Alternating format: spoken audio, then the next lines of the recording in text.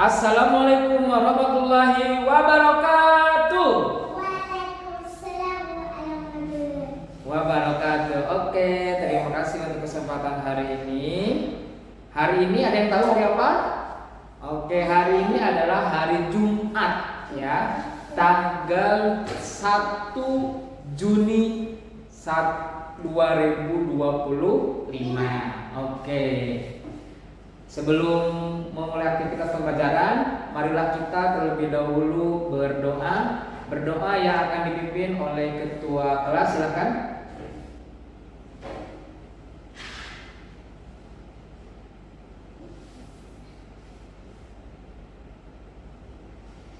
Oke, terima kasih ketua kelas, silakan duduk kembali. Oke, bagaimana kabarnya hari ini? Sehat, semangat, luar biasa. Oke. Hari ini silahkan Pak Guru minta tolong tengok ke depan, tengok ke belakang, tengok ke samping, dan tengok ke samping kiri. Apakah ada bangku yang kosong?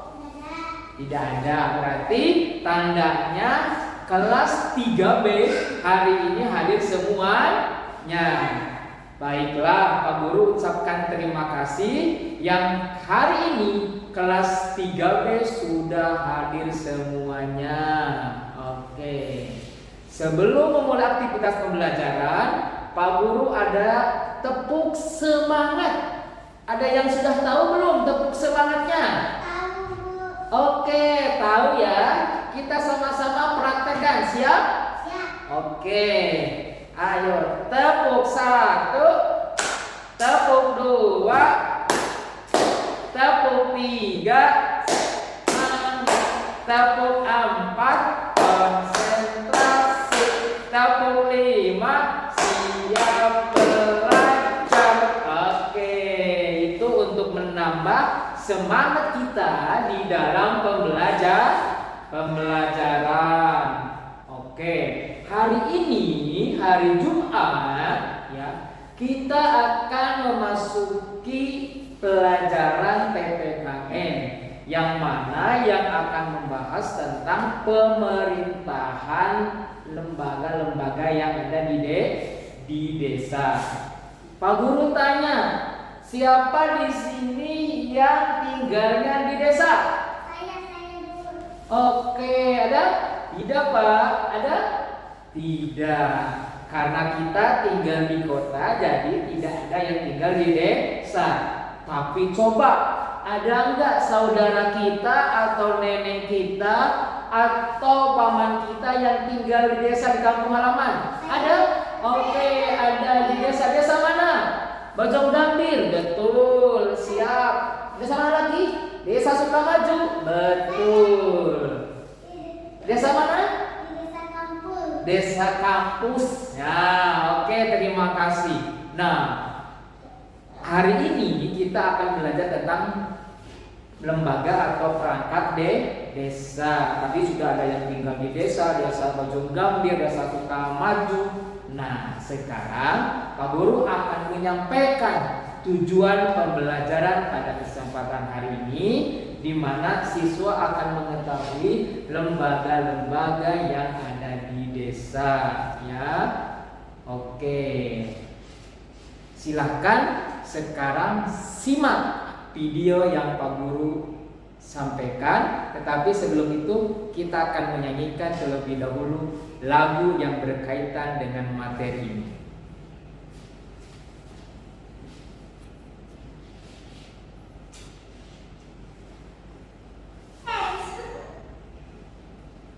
Sama-sama ya.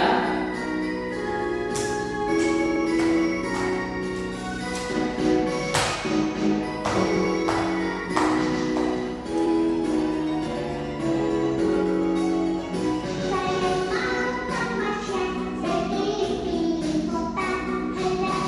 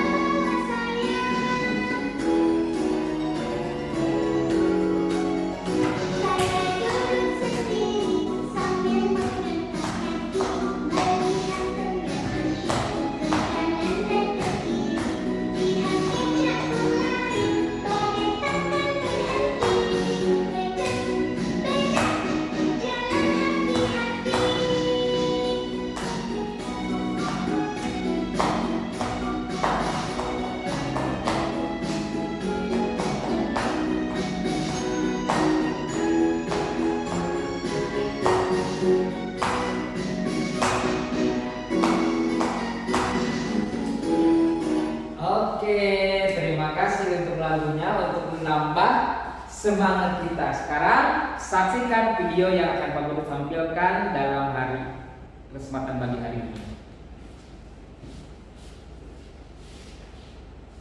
Simak baik-baik ya.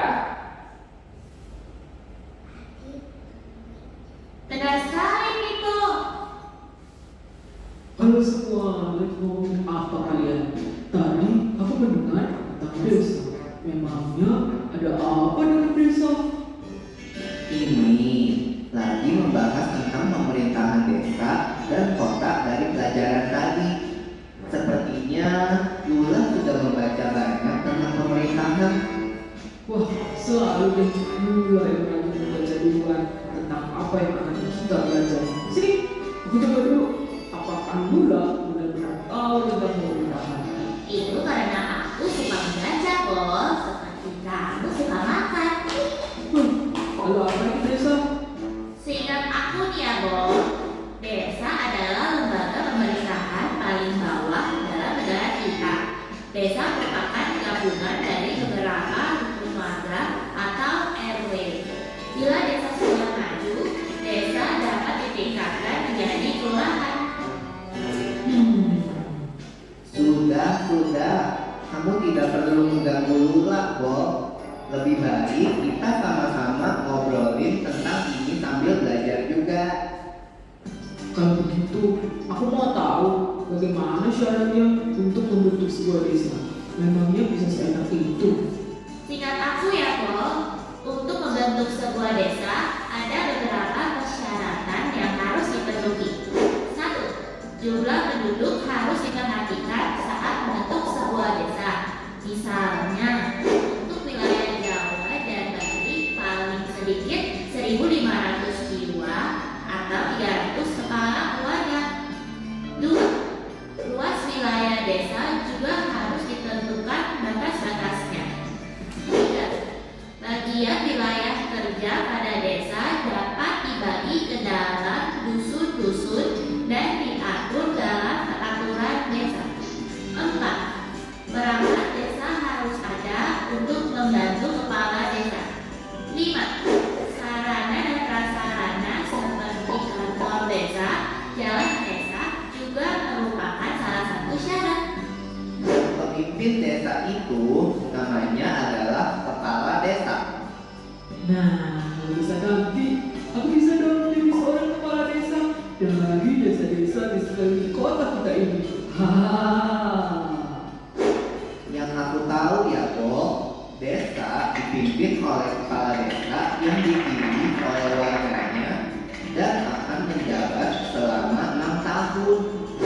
Kepala desa bukanlah pegawai negeri sipil, sehingga kepala desa diganti oleh kas desa.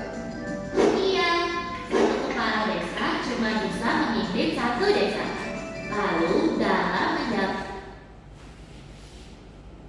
Oke, terima kasih untuk videonya. Sekarang Pak Guru ingin menanyakan apa yang kalian dapat dari video tersebut. Oke, betul, perangkat desa. Apalagi?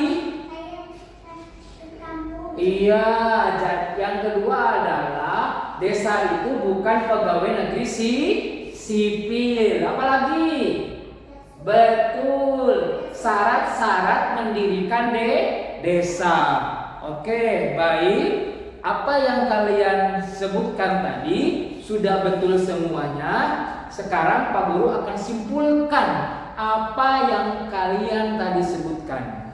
Bahwa desa itu adalah sebuah perangkat yang paling bawah, di mana desa itu terbentuk dari beberapa rukun tetangga atau RW, ya. Nanti RW, dusun, kemudian terbentuklah sebuah desa. Syarat untuk mendirikan sebuah desa yang pertama adalah harus ada wilayahnya terlebih dahulu, ya. Yang kedua ada batas-batasnya, yang ketiga ada perangkat desanya, dan yang kelima ada sarana dan prasarana. Seperti apa sarana prasarana? seperti ada wilayahnya, ada bidungnya, ada kantornya, ada penduduknya juga, ya, ada wilayahnya, ada batas-batas wilayahnya. Itu baru bisa mendirikan desa. Dan yang satu lagi yang tidak kalah penting bahwa di Pulau Jawa maupun di Pulau Bali syarat untuk mendirikan satu desa yaitu adalah 1.500 orang atau 300 kakak, ya, itu ya. Dan ingat, desa beda dengan kelurahan, yang mana sumber pendapatan desa itu dibagi menjadi dua. Satu, ada APBD, di mana anggaran pendapatan desa, belanja desa, dan ada BUMD, Badan Usaha Milik Desa. Jadi kepala desa akan digaji oleh kas desa. Paham? Oke, terima kasih kalau sudah paham. Sekarang silahkan kalian kerja kelompok. Ada 2 kelompok, kelompok 1 dan kelompok 2. Yang pertama, kelompok 1 membahas tentang perangkat desa, yang kelompok 2 membahas tentang wilayah desa. Waktunya 1 menit. Oke, sudah semuanya? Oke. Sekarang Pak Guru silahkan kelompok pertama untuk maju ke depan mempresentasikannya.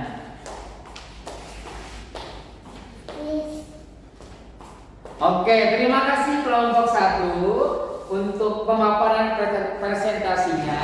Pak Guru akan menyimpulkan hasil dari kelompok 1 yang mana perangkat desa itu terdiri dari sekretaris desa dan pamong desa, ada juga yang namanya kasih desa. Itulah yang akan membantu kepala desa dalam memimpin desa. Sekarang selanjutnya kelompok 2, silakan.